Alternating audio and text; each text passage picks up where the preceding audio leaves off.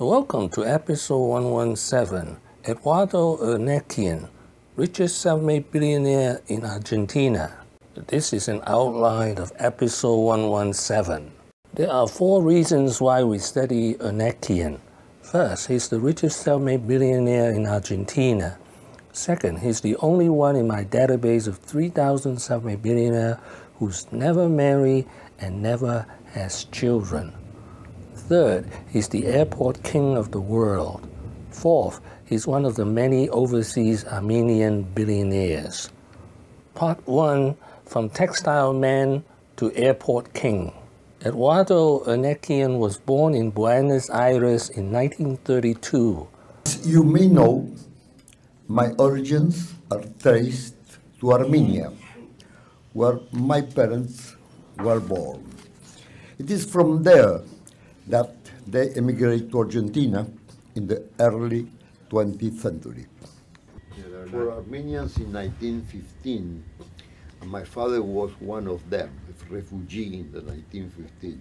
He was not old enough to travel, and he stood 3 or 4 years in Beirut, and from Beirut he moved to Argentina.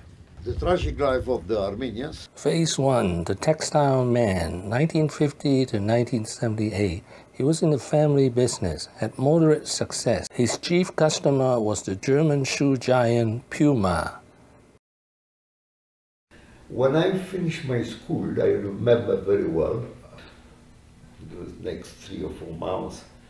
Well, I said, in these 3 or 4 months, Father, I will look around, I think. Well, my son, meantime, you come to the factory, to where I work, and work with me side by side.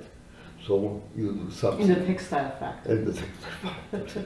And I began cleaning the floor. Of course, the old-fashioned way. So I learned there to be an entrepreneur.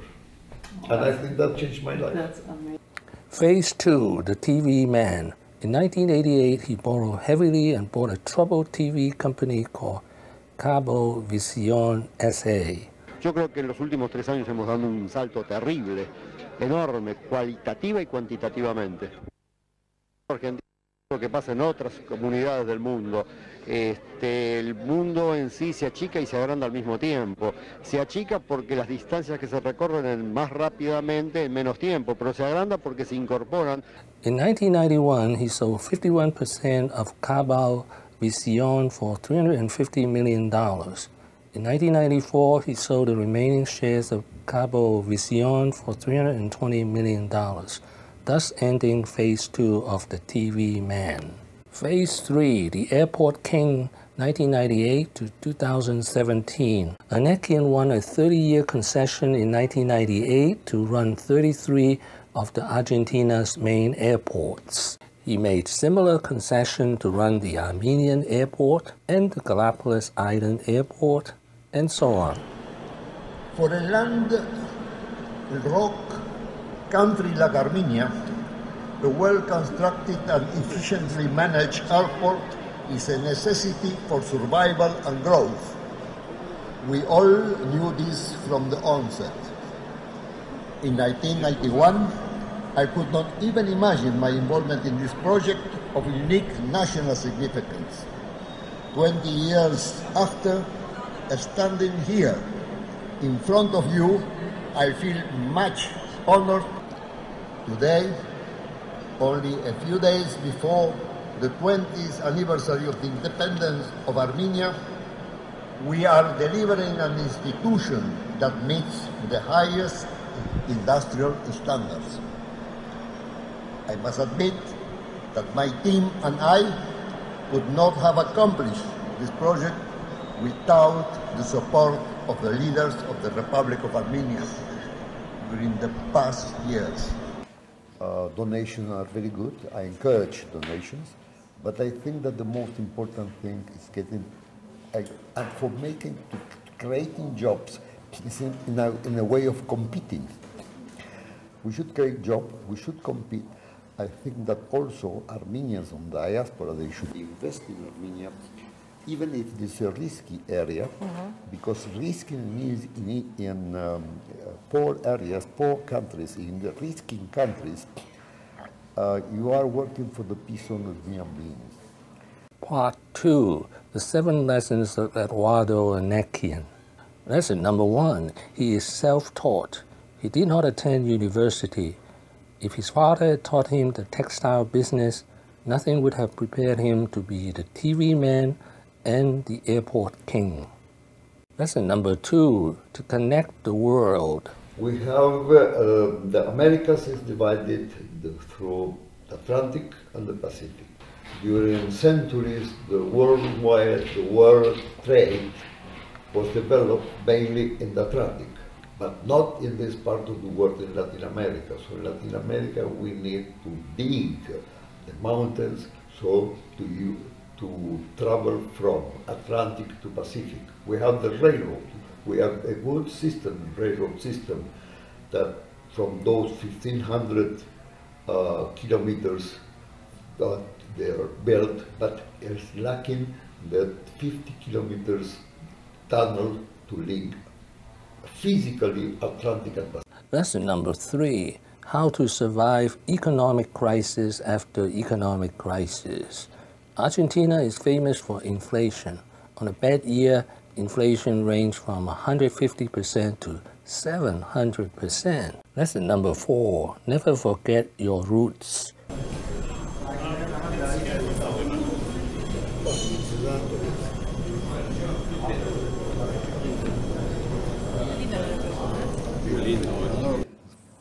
Felt also that something must be done to have the kids in Karabakh. I don't think it's human to disconnect the younger generation for the rest of the world. Investing in a risky country promotes peace. Yeah. There is a cycle, vicious cycle. People, they don't invest because the country is not safe. People can live without hope today. Lesson number 5, diversification. After he became billionaire, he diversified into agriculture, energy, real estate, and high-tech. Corporación America. Excellence in every step of our advanced agribusiness systems. Operations and commercial management of airport terminals. Solid infrastructure works in airports, roads, and tunnels connecting regions.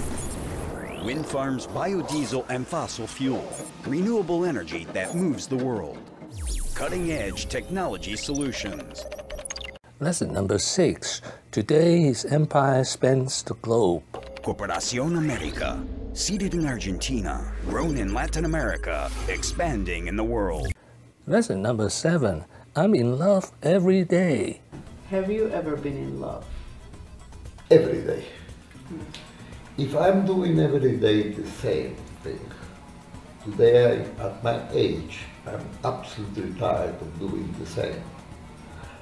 But if I have new projects, new ideas, I meet new people, I talk with different people, I read because I am interested in different new matters. And that is because at this age you are in love. Being in love with the things you do is the push you need to succeed. Thank you for watching. Please subscribe and leave your comments and questions below. Wishing everyone peace and prosperity.